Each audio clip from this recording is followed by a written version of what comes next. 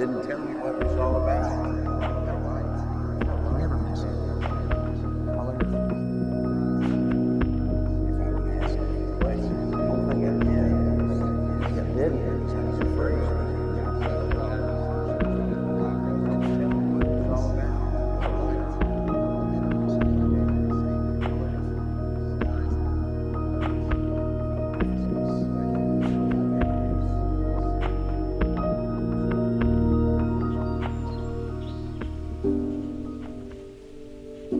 It is not easy to be a man, not at all. There's so many temptations. The world just fires us with just things just constantly. I mean, you know, it's all about money, cars, women, how much you can get.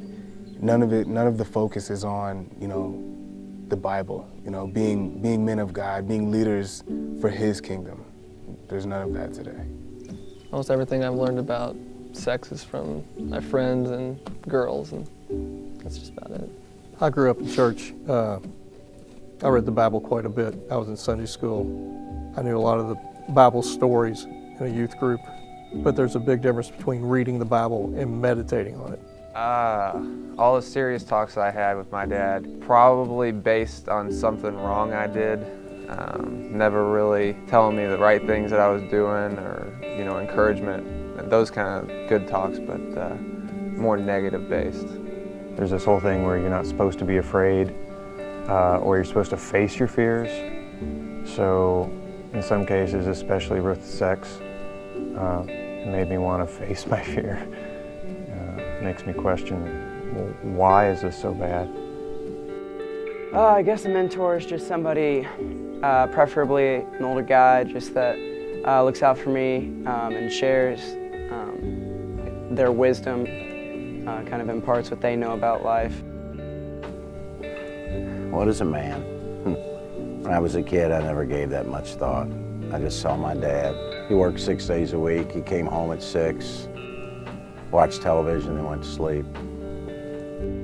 Works a ton at the office, and by the time he gets home, I mean, I got my own things to do, but I mean, he says, you know, I'm special to him. Our relationship could be better, I think, but you know, I understand he has to work. He has to provide for us and all that. No, I'm glad I grew up when I did. This is probably the toughest time to raise children that you know, I've ever seen. It's just so much information so quick, and people can get the wrong information from the wrong place through the internet. It's all not all good.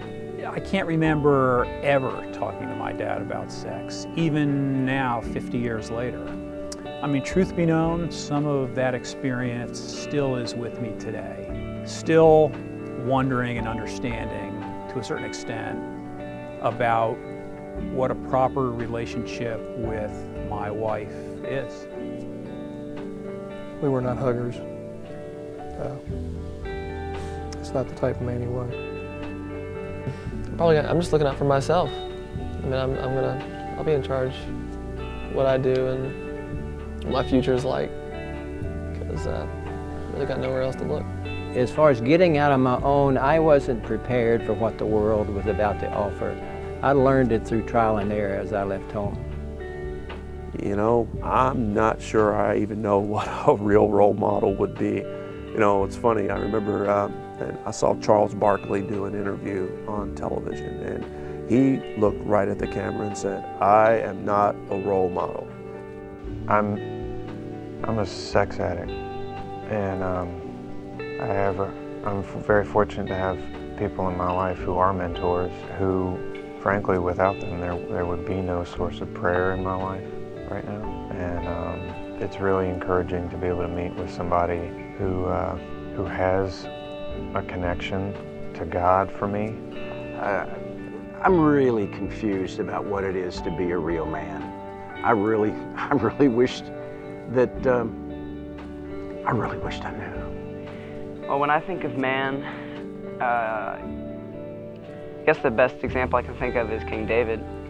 I mean, he had his faults, but having a heart after God, I think, is the main character point of a man. My name is Rick, and I need to change, and I am changing. Yeah, I definitely need some change too. My name is Travis, and I'm still a man that's changing. My name is Uzo, and I desperately need to change. Hey, my name's Andy, and I'm still a man who's changing. My name is Harvey. I'm 76 years old, and I'm still changing, and I still need to change. I wished I'd had somebody, and I want to be that somebody for someone else. Hi, my name's Wiley, and I'm 71 years old, and I'm still changing. So, in essence, I need to change. It's got to start with me.